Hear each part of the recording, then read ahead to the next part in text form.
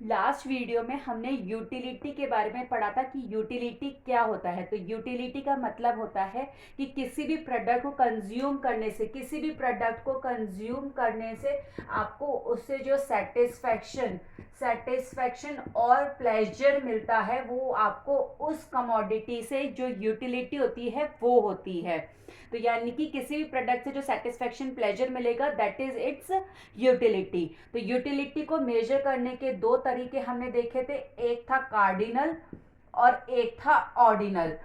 तो cardinal utility का जो तरीका था, कार्डिनल यूटिलिटी वो ये कहती थी कि यूटिलिटी को आप एग्जैक्ट नंबर्स में मेजर कर सकते हो, जो कि इक्विवेलेंट होती है जितना मनी हम स्पेंड करते हैं उस प्रोडक्ट को परचेज करने से।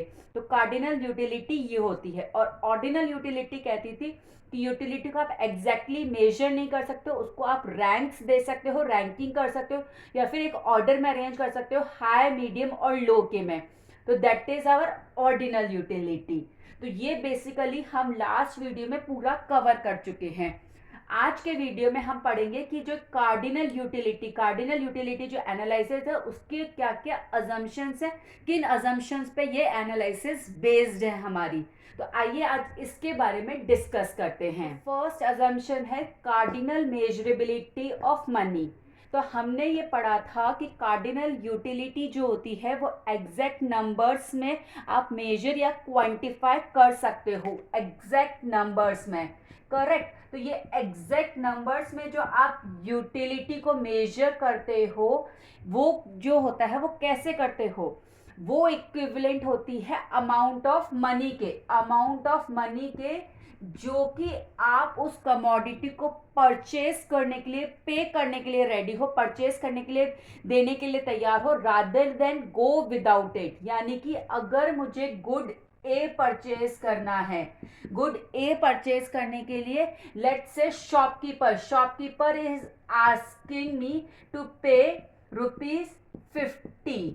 Okay, the shopkeeper is asking me to pay ₹50, but I am willing to pay only ₹45 for that। ठीक है, हम नेगोशिएशन करते हैं ना, थोड़ी बहुत तो बार्गेनिंग नहीं करें तब तक खरीदने में, कोई शॉपिंग करने में मज़ा कहाँ आता है। तो सिमिलरली वो मुझे ₹50 मांग रहा है, लेकिन मैं केवल ₹45 देने को तैयार हूँ। तो इफ़ अगर वो रेडी हो जाता ₹45 में, वो मुझे वो प्रोडक्ट बेच देता, तो यानी कि मुझे उससे कितना सेटिस्फेक्शन मिल रहा है, ओनली ₹45 का, नॉट ₹50 का। मुझे उससे 45 यूटिल्स का सेटिस्फेक्शन मिल रहा है गुड ए से। लेकिन अगर मुझे उसको वो नहीं दे रहा, तो यानी कि मुझे उतना का सेटिस्फेक्शन नहीं मिल रहा, वो 50 में रेडी ही नहीं है देने के लिए, तो यानी कि मुझे उससे इतना सेटिस्फेक्शन नहीं मिल रहा। तो यानी कि मैं मैक्सिमम ₹40 जितना पे कर सकती हूँ, उतना मुझे सेटिस्फेक्शन मिल रहा है। तो this is cardinal measurability of money. यानी कि हम मनी को एग्जैक्ट नंबर्स में मेजर कर सकते हैं, इसीलिए हम यूटिलिटी को भी हम एग्जैक्ट नंबर्स में मेजर करते हैं, जो कि उसके इक्विवेलेंट, मनी के इक्विवेलेंट हो जाती है। ठीक है, फर्स्ट एजम्पशन ये है। आइए चलते हैं सेकंड एजम्पशन के ऊपर। सेकंड एजम्पशन है हमारा the hypothesis of independent utilities. तो आइए इस एजम्पशन को समझते हैं। लेट्स से मैंने दो चीज़ें परचेज करी है, एक ड्रेस परचेज करी है मैंने, और एक चिप्स का पैकेट खरीदा है। ओके, तो ड्रेस और चिप्स का पैकेट, दो चीज़ें मैंने खरीदी हैं। तो ड्रेस से मुझे मिल रही है 100 यूटिल्स के यूटिलिटी। ओके, और चिप्स से मुझे मिल रही है 5 यूटिल्स की यूटिलिटी। ठीक है, तो ये जो ड्रेस और चिप्स की यूटिलिटी जो मुझे मिल रही है, ये दोनों अलग अलग यूटिलिटी है। ड्रेस की मेरी यूटिलिटी चिप्स के ऊपर डिपेंड नहीं है, चिप्स की मेरी एक ड्रेस के ऊपर नहीं है। यानी कि ये दोनों जो भी प्रोडक्ट मैं खरीद रही हूँ, उनसे मुझे इंडिपेंडेंट, बिल्कुल अलग अलग यूटिलिटी मिल रही है। दोनों का आपस में कोई भी संबंध यानी कि रिलेशनशिप नहीं है, कोई भी किसी के ऊपर डिपेंड नहीं है। तो ये है मेरी इंडिपेंडेंट यूटिलिटीज। और ये इंडिपेंडेंट है, ये यूटिलिटीज इंडिपेंडेंट है, इसीलिए आप इनको टोटल यूटिलिटी, अगर मैं टोटल यूटिलिटी निकालना चाहूँ कि मुझे ड्रेस और चिप से टोटल यूटिलिटी कितनी मिल रही है, तो मैं इनको सिंपली ऐड करके निकाल सकती हूँ। यानी कि मुझे टोटल यूटिलिटी 105 की है, ये इंडिपेंडेंट है, इसीलिए आप यूटिलिटीज को ऐड कर सकते हो, यानी कि utility has addictive property, addictive, that is they can be some together. Okay, this is the our second hypothesis, second assumption, sorry. Now moving on to the third one. Third assumption says constancy of marginal utility of money, यानी कि money की जो marginal utility होती है वो हमेशा एक समान होती है, उसमें कोई बदलाव नहीं होता है. आइए इसको समझते हैं. लेट्स से अपन ने पहले भी डिस्कस किया था, मुझे आइसक्रीम बहुत ज़्यादा पसंद है, मैं आइसक्रीम खाती हूँ, बहुत खाती हूँ. लेट्स से मैंने 5 कोन्स ऑफ आइसक्रीम खरीदे हैं, 5 यूनिट्स यानी कि 5 कोन्स मैंने आइसक्रीम के अभी परचेज किए हैं. मैं कंटिन्यूस खाती जा रही हूँ. तो मैंने पहले फर्स्ट खाई, फिर सेकंड खाई, फिर थर्ड खाई. तो इसमें मुझे मतलब फर्स्ट और सेकंड में तो मुझे लेट्स से मैक्सिमम यूटिलिटी मिली, मुझे खा के बड़ा मजा है. थर्ड में ओके ओके लगा. फोर्थ मैंने जैसे तैसे खा ली, यानी कि मुझे कम यूटिलिटी. फिफ्थ में मैंने मना ही कर दिया कि अब मैं नहीं खा सकती, आई सेड नो.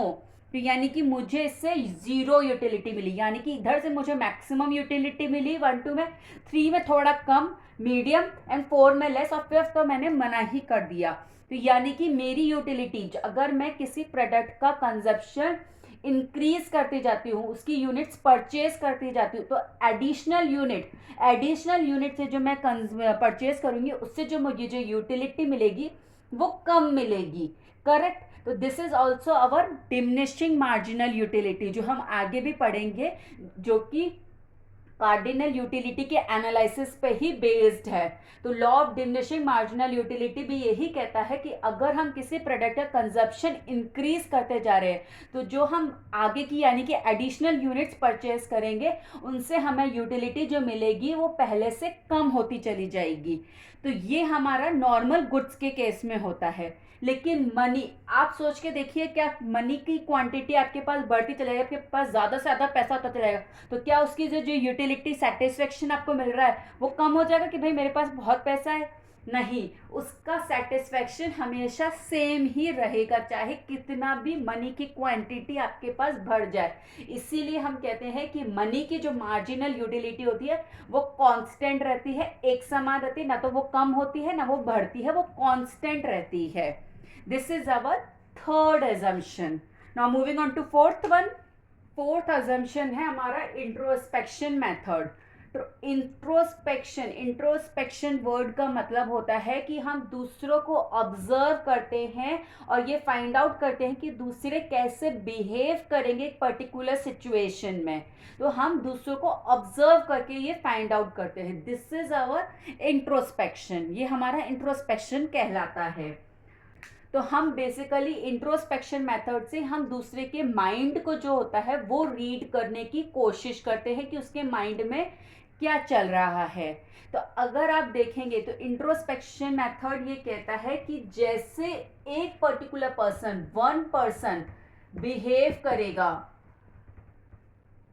ऑल सारे के सारे ही सेम तरीके से बिहेव करेंगे. जैसे कि हमने diminishing law of diminishing marginal utility पढ़ा भी, देखा हमने कि भाई मैं अगर एक कमोडिटी, मैं अगर आइसक्रीम खरीदती हूँ तो मुझे सेकेंड यूनिट तक बहुत अच्छा लगता है, थर्ड में थोड़ा कम, देन फिर बहुत ज़्यादा कम, और फिफ्थ में मना कर देती हूँ. तो जिस तरीके से मैं बिहेव कर रही हूँ, I am behaving the same way you all will also behave. आपके साथ भी होगा, लेकिन आपके साथ हो सकता है थर्ड क्वांटिटी तक हो सकता है आप अच्छा लगे, आपको फोर्थ फिफ्थ में कम होने लगे, मुझे सेकंड में होने लगे, लेकिन सबके साथ ही यही होगा. यूनिट्स कितनी होती है वो हो सकता है डिफर करे, but ultimately all will behave in a same particular manner और फैशन. तो दिस इज इंट्रोस्पेक्शन मेथड कि हम लोग सभी एक ही तरीके से बिहेव करते, इसीलिए हमारी कार्डिनल यूटिलिटी जो डिराइव होती है वो कम होती चली जाती है एडिशनल यूनिट से. The last assumption is no time gap between